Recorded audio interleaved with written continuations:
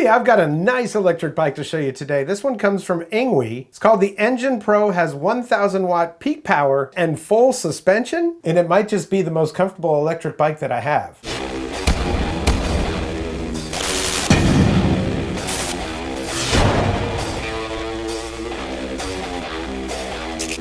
Welcome back, I'm Tony, and yeah, today we're looking at an electric bike that's my first foldable electric bike. This one actually folds up into a very small size, and as you probably know if you watch this channel, I live in a condominium. The space is a premium in here, and since I review things like electric bikes, scooters, and skateboards, well, that space gets taken up pretty quickly. This thing folds up so small you can stick it into the trunk of a car. Yeah, it's true. So once again, it's called the Engine Pro. It is $1,399.99, so $1,400. Comes in gray, black, or blue. Right now, blue is out of stock. And this is pretty cool, something I haven't seen before. You can get a 48 volt, 13 amp hour rear rack battery for only $399.99 and extend the range up to 54 miles. So basically, the rack that's on the back of this becomes a rack and battery. Now, when I look further down the page, it does show that they have an Aurora, diamond green, black, gray, and blue colors. But right now, I think the only ones they have available are black and gray. They're claiming 30 miles per hour max speed. And I gotta tell you, I actually got like just within a hair close to that. So that's pretty accurate. And I weigh 195, so I'm not a light rider. A lot of times when they test range with these things, they'll test it with a 165-pound rider in perfect conditions, no hills, no wind, or anything like that. And I put this thing to a test with all that stuff, no problems, and you'll see that in just a minute. They're saying 75 miles per charge. I always take that with a grain of salt. When they say that, they're talking about pedal assist. This does have a throttle and pedal assist, of which there are 5 levels of pedal assist. And their stated range with the throttle is around 37 miles, and then the 75 with pedal assist. I haven't even gone through a full charge yet, but I would say based on the experience that I've had with this thing, it would probably reach pretty close to that. I don't know how they did it because the battery is no bigger than any other batteries that I've had, but this thing just must be efficient or something because it does really good on its battery power. If I find later on that the range isn't what we're expecting, maybe I'll do a follow-up video, but this is a bike that I'm definitely going to keep around. I really like this bike. The problem is it's super windy and super cold here in the Outer Banks of North Carolina. Even when it's like 45 degrees, the feels like temperatures around 34 because we have all that wind and moisture. We're on an island out in the, yeah, I'm still getting out and riding, but man, it is, it's frigid. It has dual suspension, so in the front and the back. In the front, it's got the hydraulic brakes and you can adjust those. And then in the back, it's got this pivot thing where the frame is actually in 2 pieces. The back part is separate from the actual main body of it, and they move independently with a shock. And that's what it looks like right there, that plate with the chamfered metal edge on it. That right there, and at the bottom of the frame near the cranks are the pivot points. It has 20 by 4 inch all-terrain fat tires on it, but with the 20 inch, it's a smaller bike overall. Powerful hub motor with 55 Nm torque. It's a 750 watt motor with a 1000 watt peak. It has an updated 48 volt, 16 Ah removable lithium ion battery, and you can see a comparison there with sport and eco mode. Again, it has full suspension, which extends to the seat, which also has some springiness to it. A Shimano 8-speed hydraulic brakes, and something called built-in energy recovery system. Now, on an electric skateboard, when you use the brakes, that does put power back into the battery. It's just a regenerative braking thing. I don't know if this has got something like that going on or if it's constantly trying to recoup some energy, but you know, maybe that's one of the reasons why I'm still at like 97% after going around 20-25 miles on this thing. And instead of your basic spoked wheels, this even has mag wheels on it, so that's nice. Now this thing does really good off-road. I didn't get any footage of me riding off-road because, well, I'm a one-man camera operation here, and it can be difficult to get those other angles, especially if you're talking about bumping around off-road. All right, now that we know a little bit about this bike, let's go ahead and do a lightning unboxing and assembly. Just go over the basics so you can see how this thing was put together. Then we'll get out and do a first ride, some ride and talk, come back and give you my final impressions.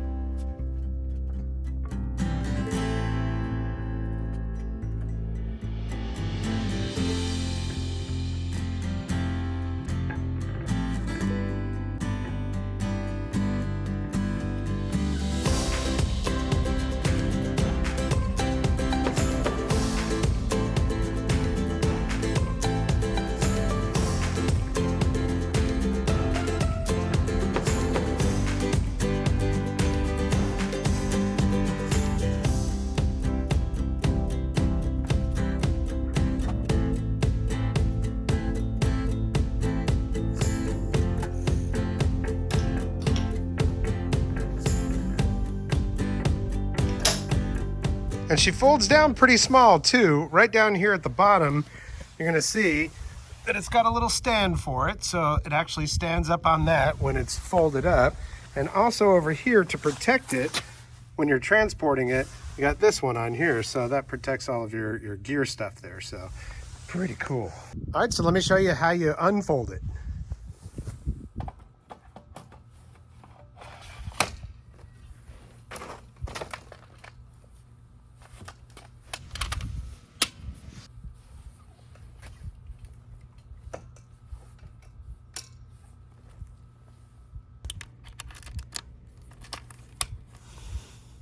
Okay, so this button right here, the middle one, if you hold it down, then it changes through the different modes. So we've got normal, sport, and eco. Aside from that, if you hit it once, it changes it from trip time, 28 minutes is what we're doing right now. Max speed on this trip was 47.5 kilometers, at least since the last time that I turned it off.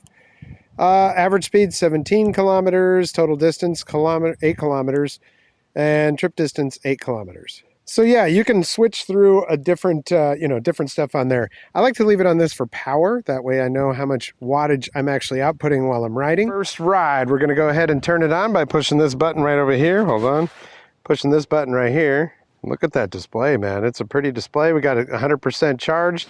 And wow, this is the first time I'm riding it, but you can just go ahead and shift through the gears by hitting up or down on these. 5 different modes. And then this will turn on your headlights. I did want to point this out though. Look at these grips on here, man. These are super nice grips. They're leather, stitched leather. All right, so let's do this. One thing I can tell you right off the bat is this thing has really nice suspension. I mean, it's just really squishy. Plus the seat is super comfortable. Those are 2 things right off the bat. So we're just gonna go ahead and hit the gas, throttle. That's on mode 1. Now I haven't bedded these brakes yet, so we're gonna do that while I'm taking it on this first ride here, okay? So that's speed 1. And put it on speed 2.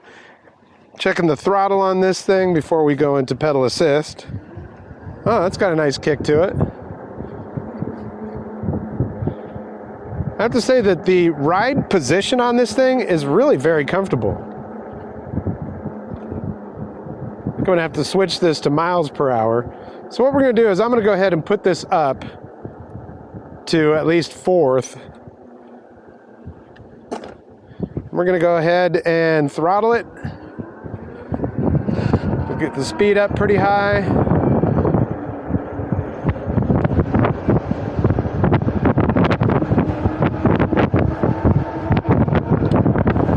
And then apply the brakes, both of them. Bring it to a stop, well, almost a stop, and then do it again.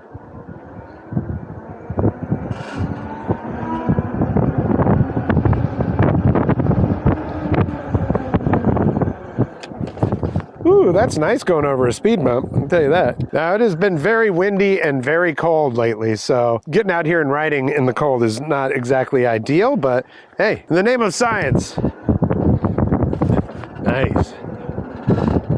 Now, there's some vibration coming from the back, and I don't know what that is. It's not the brakes. I'm guessing it's his back fender, but, well, we'll just pay attention.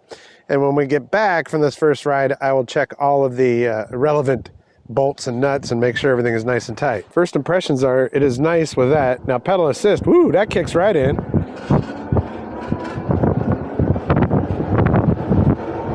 So I'd say the brakes are pretty well bedded now. They weren't too bad to begin with. Of course, you got your shifters. Basically, there are 2 finger things right here, so let's see. Okay.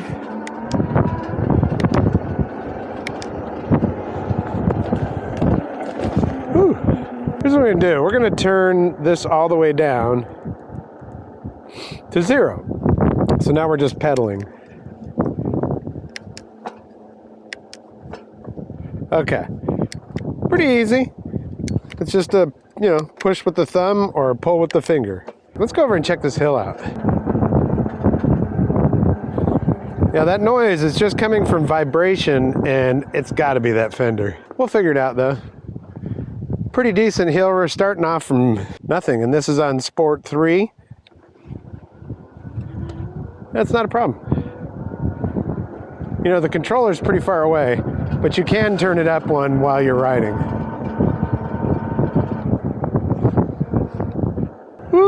it's pretty much freezing out here. But I think the weather's going to be a lot better over the next couple of days, and we'll take her out for some longer rides. That is not too shabby.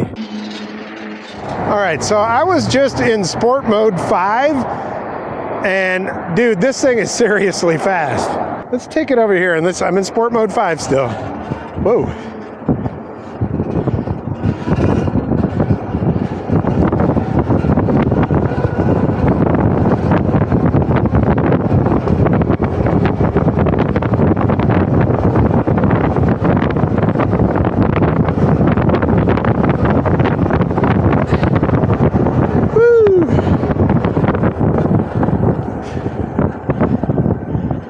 Okay, so that was up around what, 46 or 47 kilometers per hour uphill.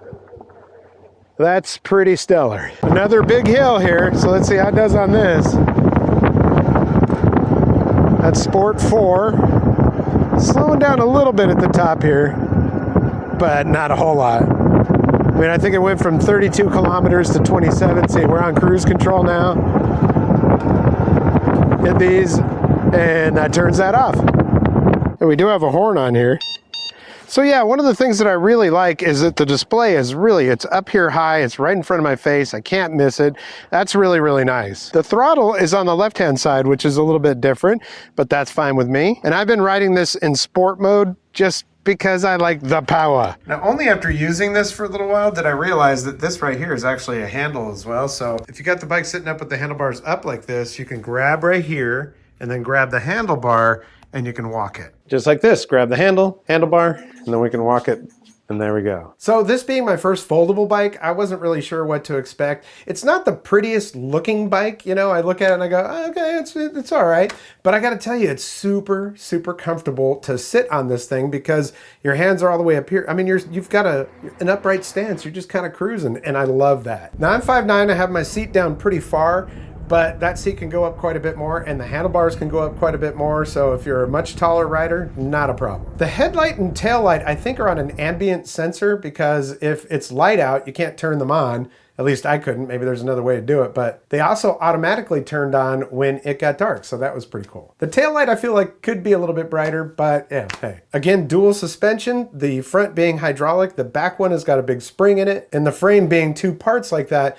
Look, this thing is, I'm going to tell you, it's the most comfortable of the electric bikes that I've got. And that's saying a lot because I've got quite a few electric bikes around here. And part of that comfort is the seat. I think seats are kind of an afterthought. A lot of times, you know, you get the bike and you're like, oh, this seat is just, But this seat, I will not be changing this seat out. I think a lot of people change out their seats as soon as they get the bike. That's not going to be happening with this one. This seat is great. Even has a little vent in the middle of it, so, you know, you get air up to your butt. But between that seat, the front and back suspension, and the fact that these wheels, they only inflate to a maximum of 20 PSI, which is pretty soft. Put all that together and it's just a super comfortable ride. I think the only seat that I have on a bike that's more comfortable is a Super 73, and that's a completely different thing because it's like a big saddle. Lots of small touches on this thing that make it great, like the grips, the metal fenders, the rack on the back, and even little things like the horn and the way the frame is designed so that it's like a handle. You can actually pick it up and roll the thing.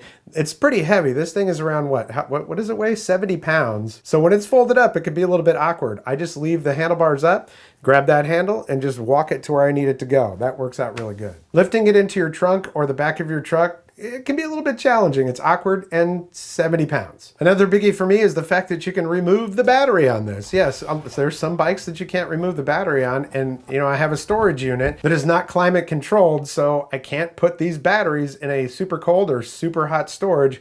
It's nice to be able to take the battery out, then I can put the bike in there, keep the battery here at home. Yeah, I know, it's condo life. There's only a couple little things that I was like, you know, it could be better. The controller on the left-hand side is far enough away that I actually have to kind of lift my hand, stretch over there, and hit it. Maybe that's because they don't really want you using the controller while you're riding. I don't know. But if it was a little bit closer to the grip, I could just reach over there and tap that and, you know, up the speed or whatever I wanted to do. The plug on the charge port is just a little bit flimsy. It's a little wonky for me, and it's just, It'd be nice if it was more of a firm silicone that I can plug it in there. They claim that it takes 5.5 hours to charge this. I, again, have not had to, I charged it when I first got it, but I haven't charged it from, you know, being worn down yet. So I don't really know, but that's to be expected with an electric bike. There's a lot of battery going on there. Now, of course, they did send this bike to me for a review. Would I buy this bike? If I had tested it first, yeah. If I had just seen it on the website and said, I don't know. Yeah, I've seen sexier looking bikes or whatever.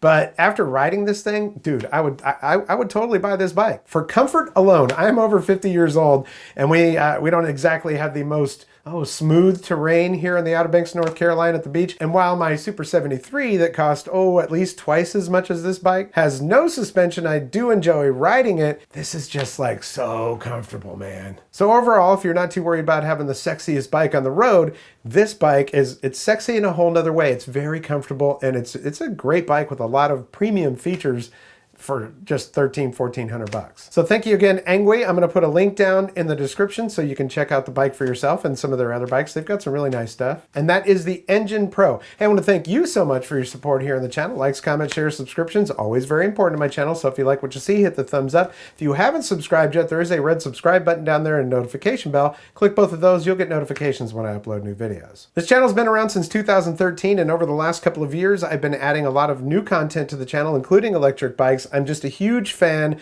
of electric mobility. I see the future in it. Aside from saving all that money on gas, it just makes commuting and getting wherever you need to go so much more fun. But I also love electric guitars and acoustic guitars. I've got a bunch more guitar content in the pipeline, so stick around for that. Solar power, solar generators, electric skateboards, bikes, and scooters. You name it, if it's technology, I am all about it. Well, that's going to do it for this episode. We'll catch you next time on the Vapor Trail channel.